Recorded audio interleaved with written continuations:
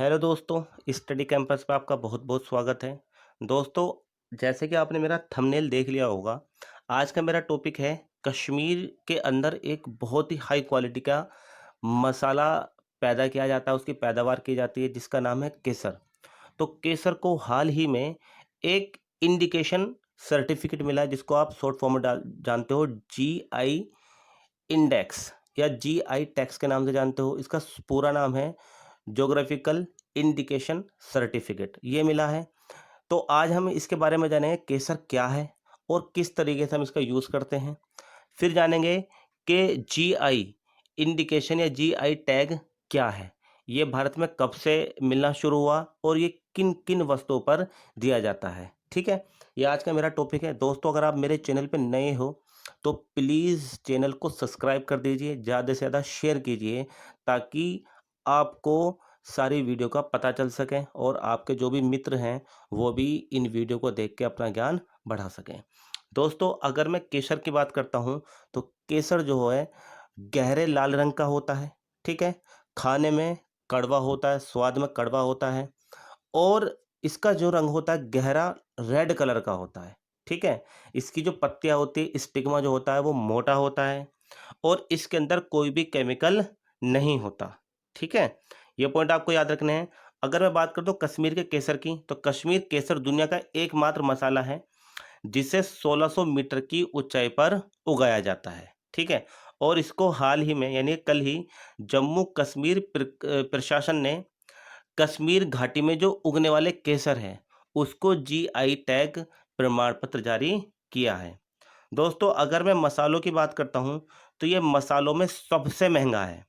ठीक है, मसालों में मिलाया जाता है। इसके अलावा जितनी भी ताकत की वस्तुएं होती हैं, ठीक है, इनमें बहुत ज़्यादा मात्रा में मिलाया जाता है। तभी जो ताकत की चीज़ें होती हैं जैसे डाबर च्यवनप्राश हो गया, ठीक है, और भी जो देसी नुस्खे होते हैं उनमें केसर बहुत ज़्यादा मात्रा में मिलाया जाता है और ये शरीर को ताकत भी प्रदान करता है। ठीक है, इसके अलावा जो हमारी सब्जियां होती हैं, जो हम घरों में बनाते हैं, उनमें भी केसर का इस्तेमाल किया जाता है, लेकिन महंगा होने के कारण कोई इसको जल्दी से नहीं खरीद पाता। ठीक है, मसाले का उत्पादन कश्मीर के कुछ क्षेत्रों यानी कि ये आपको ध्यान रखना है, जो केसर है, केसर का उत्पादन जम्मू एंड कश्मीर के श्रीनगर में, पुलवामा में, बड़गांव और किश्तवाड़ में बहुत ज़्यादा मात्रा में किया जाता है। एक पॉइंट आपको याद रखिए, दुनिया का एकमात्र मसाला है जो 1600 मीटर की ऊंचाई पर यानी कि पहाड़ों पर उगाया जाता है। दोस्तों, अगर कश्मीर के केसर की बात करता हूँ तो कश्मीर का केसर हमें 3-4 प्रकार से मिलता है। एक होता है लाछा केसर स्टिग्मा, ये ध्यान रखना, लाछा केसर स्टिग्मा, ये फूलों से अलग करके बनाया जाता है और जब इसके पत्ते जो होते हैं वो सूख जाते हैं तब इसका निर्माण किया जाता है, लाछा केसर।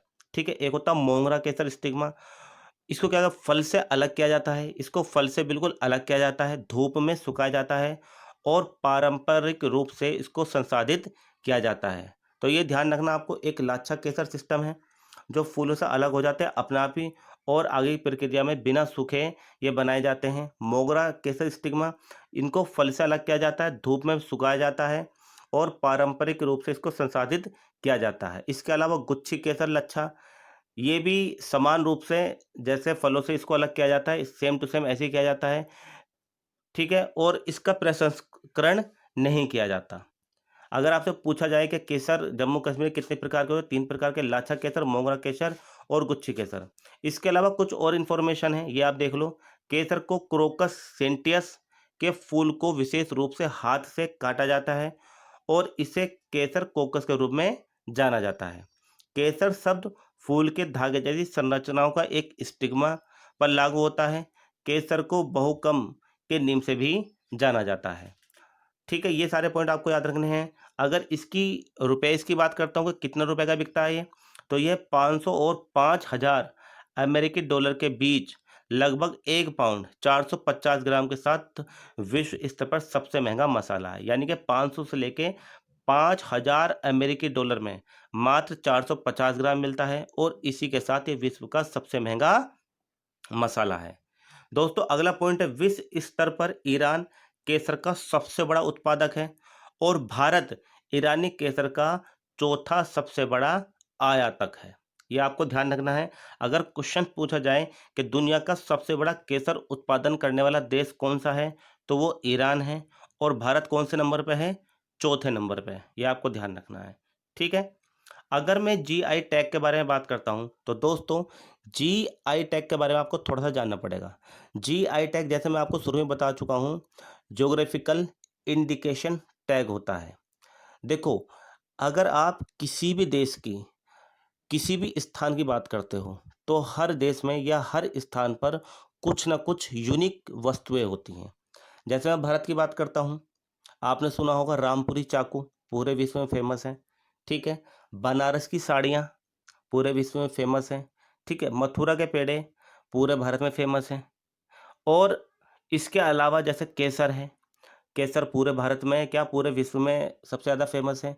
इसके अलावा जो अगर तुम जाते हो इधर शिलोंग की तरफ, ठीक है, मेघालय जिसको आप बोलते हैं, वहाँ की चाय बहुत ज़्यादा फेमस है, चाय की पत्ती। तो हर जो देश होता है या हर स्थान जो होता है, उसकी कुछ ना कुछ यूनिकनेस होती है। तो उसी यूनिकनेस के आधार पर इनको जीआई टैग दिया जाता है, ताकि इन वस्तुओं की जो स्पेशलिटी है, विशेषताएं हैं, वो बनी रहे। और जब आप मार्केट में किसी वस्तु को बेचते हो, तो मार्केट में उसकी जो यूनिकनेस है वो भी बरकरार रहे, आप लोग उस चीज़ को नाम से ही खरीदें। तो ये जीआई टैग इसलिए दिया जाता है ताकि उस वस्तु की यूनिकनेस बनी रहे, ठीक है। जैसे मैं फ्रांस की बात करता हूँ, तो फ्रांस की जो वाइन है, शराब जिसको आप बोलते हो वाइन है, और जो वहाँ के परफ्यूम हैं, वो विश्व स्तर पर, वर्ल्ड लेवल पर बहुत ज़्यादा फेमस है। अगर मैं बात करता हूँ, जैसे फ्रांस की वाइन है और एक जापान की वाइन है। अगर जापान की वाइन इस तरह का टैग लगा के बेचती है कि ये फ्रांस की मशहूर वाइन है, तो यहाँ पर जो ओरिजिनलिटी है वो ख़त्म हो जाती है और एक कॉपीराइट का जो केस है वो बन जाता है। तो इसी को ध्यान में रखते हुए हर देश एक जीआई टैग अपने उस प्रोडक्ट को देता है, ताकि उसकी यूनिकनेस पूरे विश्व लेवल पर बनी रहे। और ये जो जीआई टैग है, ये जो दिया जाता है, ये मुख्य रूप से जो कृषि उत्पाद होते हैं, भाई केसर को मिला तो केसर क्या कृषि उत्पाद हो गया, खाद्य पदार्थों को, शराब, स्प्रिट पेय पदार्थों को, हस्तशिल्प और औद्योगिक उत्पादों के लिए दिया जाता है। दोस्तों, भारत में सबसे पहले 1999 में भौगोलिक इंडिकेशन, ठीक है, माल पंजीकरण और संरक्षण अधिनियम के तहत एक पार्लियामेंट में बिल पारित हुआ था, ठीक है, ये वाला 1999 के जीआई टैग माल पंजीकरण और संरक्षण अधिनियम भौगोलिक संकेत पंजीकरण का प्रबंधन करता है। यानी कि पार्लियामेंट में 1999 में एक बिल पास किया था, जिसमें बोला गया था कि जो भी भारत की या भारत के जो प्रमुख स्थान हैं, उनकी जो भी वस्तुएं हैं जो पूरे वर्ल्ड लेवल पर फेमस हैं, उनको ये टैग दिया जाएगा, ताकि पूरे विश्व के अंदर उनकी वैल्यू बढ़े, ठीक है, उसका आयात निर्यात ज़्यादा से ज़्यादा हो,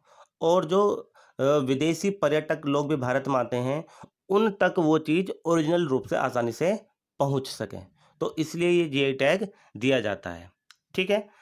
भौगोलिक संकेत यानी कि जीआई टैग बौद्धिक संपदा अधिकारों का हिस्सा है, जो औद्योगिक संपत्ति के संरक्षण के लिए पेरिस समझौते के तहत आता है, ठीक है। इसका जो यूज़ किया जाता है वो उस क्षेत्र की विशेषताओं और गुण और प्रतिष्ठा के कारण किया जाता है। जैसे मैं आपको बता चुका हूँ, बनारस की साड़ियाँ ऐसा तो है नहीं कि 10-20 साल से फेमस है, ये सदियों से फेमस होती आई हैं, ठीक है। रामपुरी चाकू ये 10-20 साल का नहीं है, सदियों से फेमस है, ठीक है। अगर अब तुम 50 साल 60 साल पुरानी पिक्चर भी उठा के देखोगे, तो वहाँ पर गुंडा इस्तेमाल करता है, रामपुरी चाकू है मेरे पास में।